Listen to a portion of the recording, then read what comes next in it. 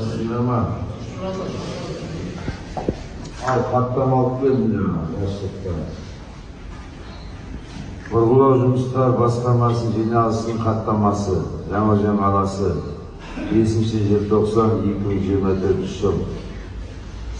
Бірінші, еңбек дауына байланысты ереуіл 12-11-2024 жылы сағат 18:00-де кешкі ауысымнан басталған.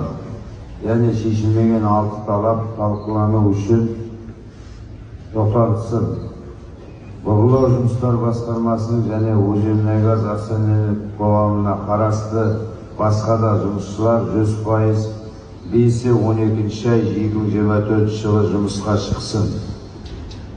Екінші, хаттаманың бірінші тармағы орындалған жағдайда кабельдердің жабылуын ескере отырып 50% жалақы кезекті ауысымға төленсін. Қалған жалақыға байланысты мәселелер бітімгерлік комиссияның заң аясында қаралады. Қараша айының 12-ші жұлдызынан еңбек дауына байланысты жұмыс жасамаған жұмысшылар Қазмұнайгаз ұлттық компаниясы акционерлік қоғамы, Өзенмұнайгаз акционерлік қоғамы тарапынан және ГУВД-КМБ прокуратураға қудаланбайды. Үшінші, 12-11-2024 жылы ұсынылған талаптар мен сұрақтар Қазмұнайгаз ұлттық компаниясы акционерлік қоғамымен және Өзенмұнайгаз акционерлік қоғамы жұмысшыларымен екі жақты бітімгерлік комиссиясының отырысында заң аясында талқыланып қаралады. Келісілді. Қазмұнайгаз ұлттық компания акционерлік қоғамының бірінші орынбасары Құрманғазы Есқазиев, Бұрғылау жұмыстары басқармасының кәсіподақ төрағасы Тағар Қашанов. Хаттама осымен дайын. Жігіттер, түсіндіре кетейін.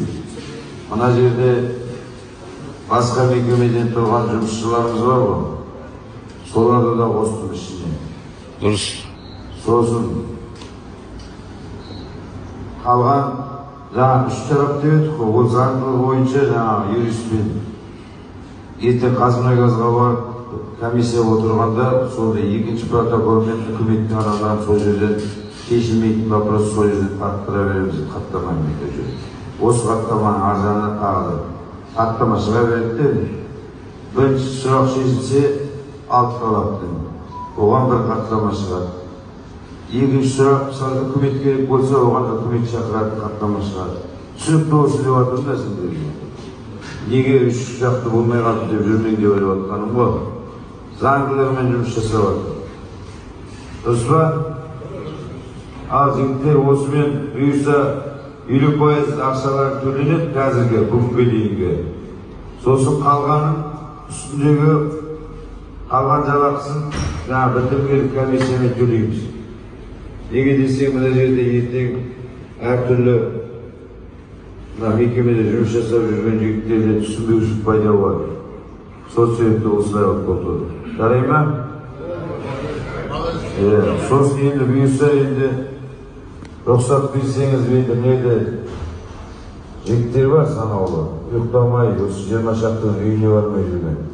Сол жігіттерді бірінші күнге дейін осы 2-3 күн демалыс аламыз, бірінші күн Астана ұшып кетеміз. Жарайды ғой. Қалған өзім телефонмен хабарын беріп отырамын. Естіп па?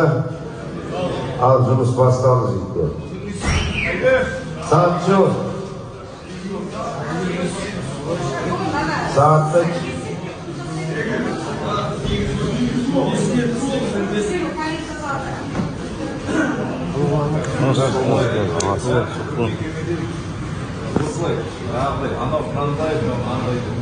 Söz düşünüyorum.